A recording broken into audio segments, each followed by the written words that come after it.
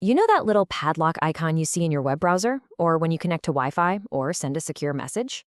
Every single time you're using a digital lock. But have you ever stopped to wonder how that lock actually, well, works? Today, we're going to find out. We're diving deep into the world of block ciphers, the real, unsung heroes of our digital security. I mean, really think about that question. We're not just locking one little message. We are securing trillions upon trillions of bytes of data, all across the globe, every single second. The old school methods, swapping one letter for another, that just won't cut it. The scale is absolutely massive, and the solution had to be just as powerful.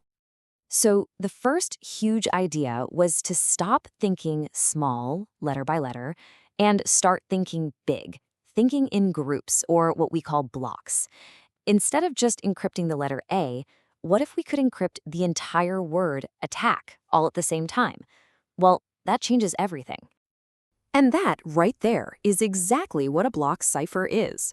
You can think of it like a specialized machine. You feed it a chunk of your regular, readable data. That's called plain text. And it spits out a completely scrambled, unreadable chunk of ciphertext that's the exact same size. Plain data in, scrambled data out. So, why is this so much better? What's the big deal? Well, the main goal is to defeat something called frequency analysis.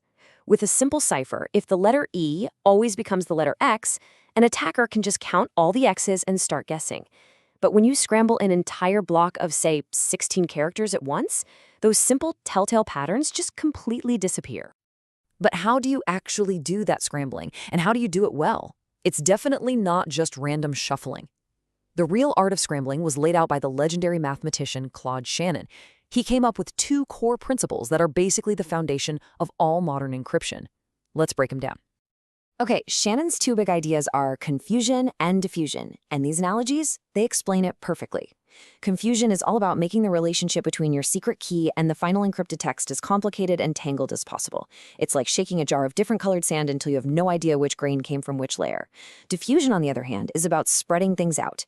If you change just one tiny bit of your original message, it should cause a massive, chaotic change in the final encrypted text. It's like putting one drop of blue food coloring into dough and then folding it over and over until that single drop has colored the entire loaf. So to achieve all that confusion and diffusion, block ciphers repeat a process called a round, and they do it over and over. In every single round, they do a few things. They substitute some data using lookup tables, they permute, or shuffle, the order of that data, and then they mix in a piece of the secret key. You do this 10 or 12 times in a row, and your data becomes a completely unrecognizable, totally secure mess. Now, these principles were first put into serious practice in the first big global standard, the Data Encryption Standard, or DES. For decades, this was the algorithm. It protected everything from our banking transactions to top-secret government communications. It was a titan of its time. DES was developed by IBM and then adopted by the US government way back in 1977. It became the workhorse of cryptography.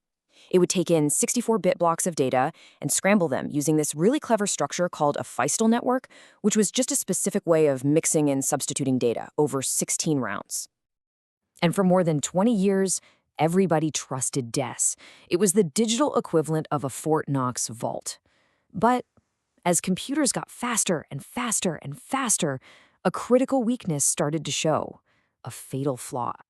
The problem was its key size. It was only 56 bits. Now look, 2 to the power of 56 is a huge number. It's over 72 quadrillion possible keys. In the 70s, that seemed impossibly large. But as computing power just kept growing exponentially, that massive number started to look, well, countable. A powerful enough computer could simply try every single key until it found the right one. The lock just wasn't big enough for the modern world. And this timeline right here shows you just how fast the walls closed in. In 1997, it took a massive distributed effort across the internet 3 months to crack a key. Just 1 year later, a custom-built machine did it in 3 days. And by 1999, it took less than 24 hours. The Titan had fallen. So the world needed a new standard, something built for the 21st century. And this time, the US government launched a global, totally open competition to find a replacement. And the winner was an algorithm that would become the Advanced Encryption Standard, or AES. AES became the new gold standard in 2001, and it's the same standard we still trust today. It's an upgrade in every way. It works on larger 128-bit blocks of data, and it uses a more modern structure called a substitution-permutation network, which is just incredibly efficient and secure. And just look at this difference. It's night and day. DES had one option, 56 bits. AES starts at 128 bits and has options for 192 or even 256 bits. The number of possible keys for a 128-bit key is so astronomically large, it's hard to even describe. Trying to brute force it is just not an option with any technology we have today or in the foreseeable future. An AES round is like this elegant, four-step mathematical dance for your data. First, the bytes get swapped out using a standard table.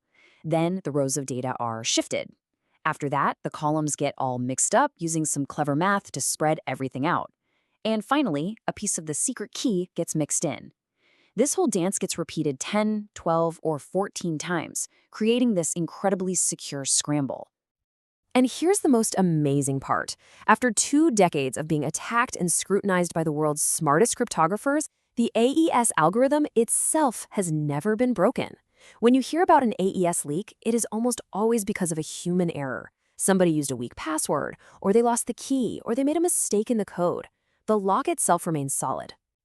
Okay, I know this can all sound like really abstract computer science, but I promise you, this technology is running silently in the background of your life every single day. The question isn't where is it, it's where isn't it? Let's make this really tangible. That padlock in your browser, that's AES protecting your bank details or your logins. Your Wi-Fi connection at home, AES is scrambling that signal so no one can snoop on what you're doing. If you encrypt the files on your laptop or send a message on an app like Signal or WhatsApp, all of it is powered by the AES Block Cipher. So the next time you're browsing online or you connect to a network or you send a message, just take a second to remember what's happening behind the scenes. There is this incredible mathematical engine working tirelessly, performing trillions of calculations to build a wall of security around your digital life. Look, AES is the undisputed champion of our time. For all practical purposes, it is unbreakable. But there is a challenger on the horizon: quantum computing. These revolutionary machines threaten to break the very math that AES and so many other ciphers are built on. So the really big question we're left with is, what's the next digital lock going to look like?